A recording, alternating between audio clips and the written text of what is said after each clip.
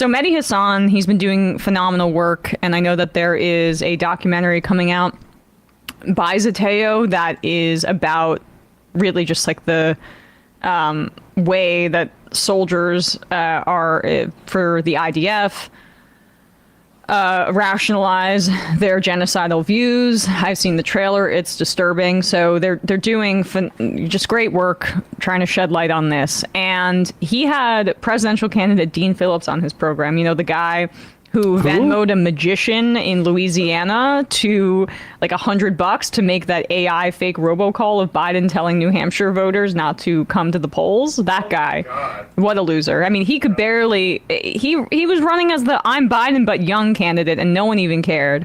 But, you know, he was a member of Congress, Democrat, rich, very rich politician as well. Mehdi Hassan had him on his program and he asked him about the operation that Israel conducted to free 4 Israeli hostages, which I'm so happy that they're okay, but we know that they could have been released in a ceasefire, but that would have gotten away, and the dozens of others, by the way, would have been released in the ceasefire if Israel were to accept it, but that would have gotten in the way of what they want to do, which is mow down and kill as many Palestinians as they can. 270 were killed in this massacre. And Mehdi asked Dean Phillips about this. The other week, we saw 4 Israeli hostages rescued from inside of Gaza by an Israeli military and police operation, returned to their families. A very good thing. President Biden, Secretary of State Blinken, National Security Advisor Jake Sullivan, all reacted with praise, with celebration. None of them, in their initial responses, had a single word to say about the over 200 Palestinians reportedly killed, over 700 injured in that rescue operation, many of them innocent women and children. A lot of people have been asking this for the last 8-9 months. I'm sure you hear it in your constituency. Do Palestinian lives just not matter to the modern Democratic Party? Oh, I think that's a horrifying statement. Let me acknowledge let me acknowledge the 38,000 human beings killed in Gaza, the 1,200 Israelis, but particularly the innocents. To me, it's all the same. They're human beings. I'm appalled and disgusted. First of all, there are Americans being held hostage. Let me change the lens for a moment. I believe, if anything, it has been the United States and the Biden administration should have been the foremost responsibility to extract our hostages, our nationals. I think there are 6 or 7 still, we don't know even if they're alive. So the question is, would we undertake an effort to extract American hostages, 2, 3, 4, 7, if we knew 200 civilians would be killed in the process? What's the answer? Boy, that's a tough, that's a tough question. That's a tough question.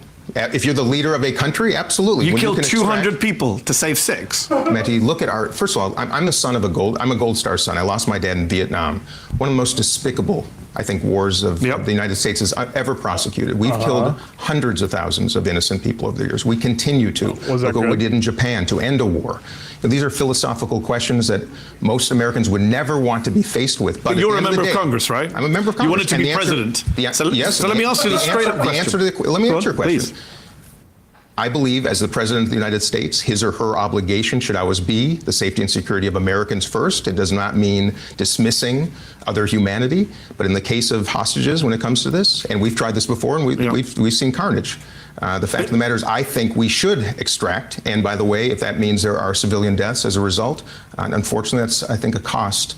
Well, the cost implies there's no other choice. We, of course, know that there was another way to get the hostages out. I have empathy. Well, hold on. There's another way to get the hostages out. We got over 100 hostages out in a deal in November. You could have got Benjamin Netanyahu blocking another deal. But just I want to be very specific. In your view, is killing 274 Palestinians, including many children, an acceptable price to pay for the freeing of 4 Israelis?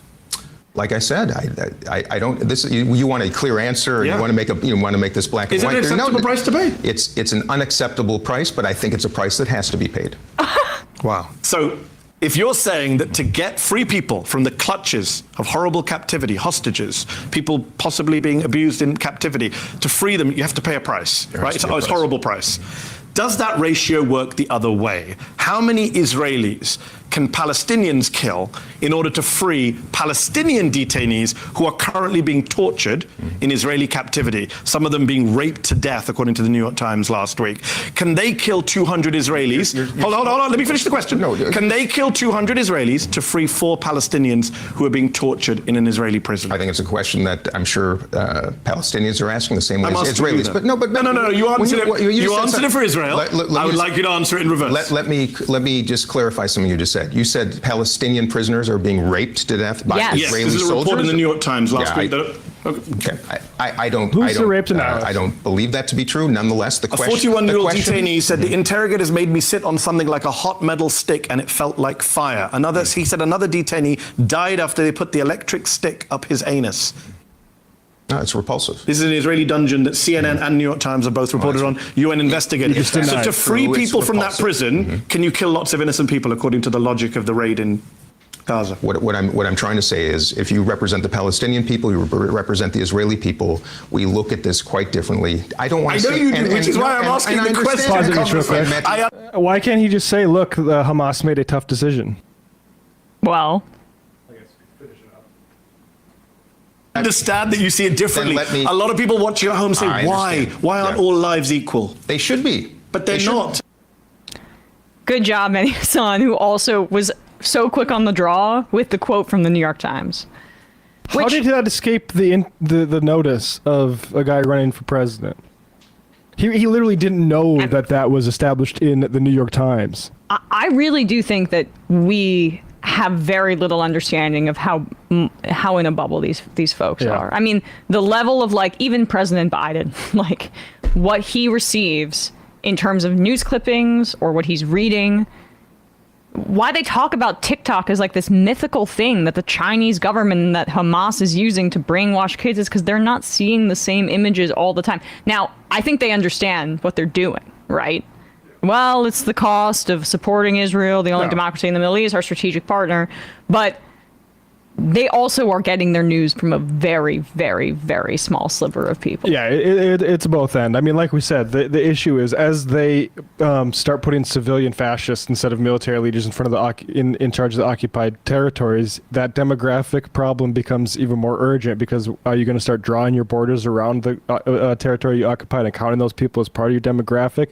And so right now, what they're doing is trying to make it as hopeless so as many Palestinians die or leave as they can, because they are going to have Gaza, and they want as few Palestinians messing up the numbers as they can. Yeah, Brookings actually did a survey of academics. I'm sending this over the chat, Bradley, if you could just pull this up.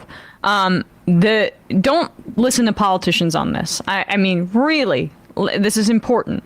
Listen to Middle East scholars and historians who you can listen to every human rights group in the world and they'll all say this is apartheid, this is unconscionable, these are war crimes, Israel's starving people to death deliberately, they're killing civilians, aid workers on purpose, whatever, right? All the aid organizations understand that that's true. And then you just look at scholars, people who don't have an agenda here to promote our, quote, ally, as if I'm supposed to give a shit about that. What do you think Israel's primary goal in Gaza is? Brookings Foreign Policy asked these Middle East scholars here. The overwhelming majority response: make Gaza uninhabitable so as to force the Palestinians out. Yep. Out. I mean, and then 15% destroy Hamas, 15% to keep the Israeli government in power, which that's also... That's the lib version of it, but again, number one needs way more emphasis as opposed to this is just Bibi holding on for his power, because who really cares about who's at the top? But the second question could also be the secondary goal is to make Gaza uninhabitable. So, the only 15% say that it's to destroy Hamas. 6% say sustain occupation of Gaza and its population. Oh, what occupation? Some people would say. What do you mean sustain an occupation? People say Gaza isn't occupied because Israel supposedly left. We're told by morons.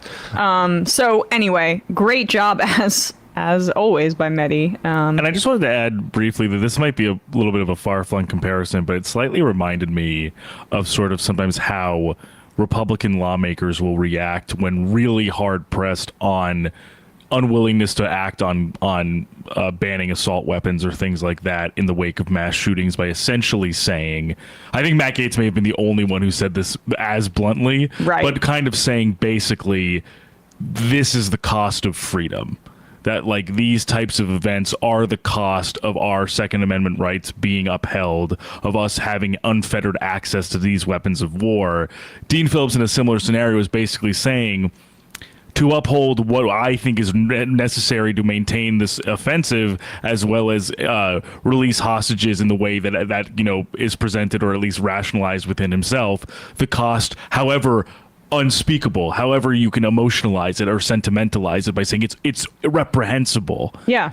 I won't take action upon it because it's necessary to do what I think needs to be done. And if that means 272 Palestinian lives for 4 hostages, that's the ratio I need to be comfortable with, even if it makes me upset. I mean, the truth is the Palestinian matters do matter to democratic Zionists, and they matter in the sense that there's too many of them in Gaza and the West Bank. Yeah. And so when you see like 4 hostages freed and almost 300 Palestinians killed, Zionists in charge of killing people over there right now are fine with that second number getting out as much as they are the first one. And I'll just put this up, Bradley. This is on Israeli TV, and we'll mention the subtitles a little bit, but it's pretty obvious the message here.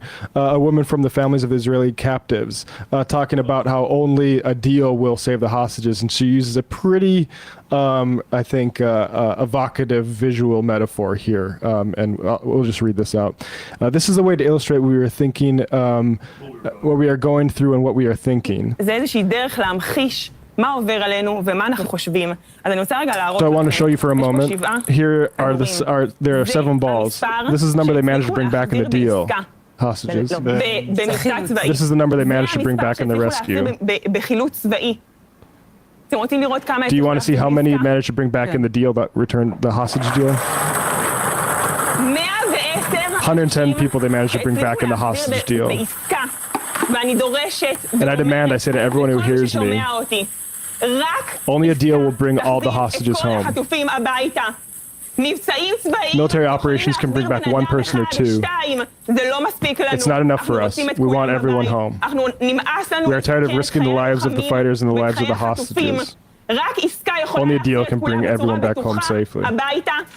And, as we said, like, obviously not a word there about Palestinians being killed there, but it is important to nonetheless point out that these people care more about their fellow Israelis than about killing Palestinians, but their government does not. Their government does not care about the hostages except as a pretext to try to ethnically cleanse Gaza. And it's horrifying to see people begging on TV begging their president to like stop it and, do what has been proven to bring people home safely, which is a hostage transfer, and which could have been done on October 8th. And the reason I say that is because Anthony Blinken tweeted it out and said we should do a hostage transfer and a ceasefire, and so many more of those hostages, if that's all you cared about, would be alive now if that was done, and not to mention all the Palestinians who would be freed from captivity. Hey folks, don't forget to hit the subscribe button and check out our daily show. We do it every day at 12 p.m. Eastern for about 2.5 hours. We even take phone calls. You should check that out.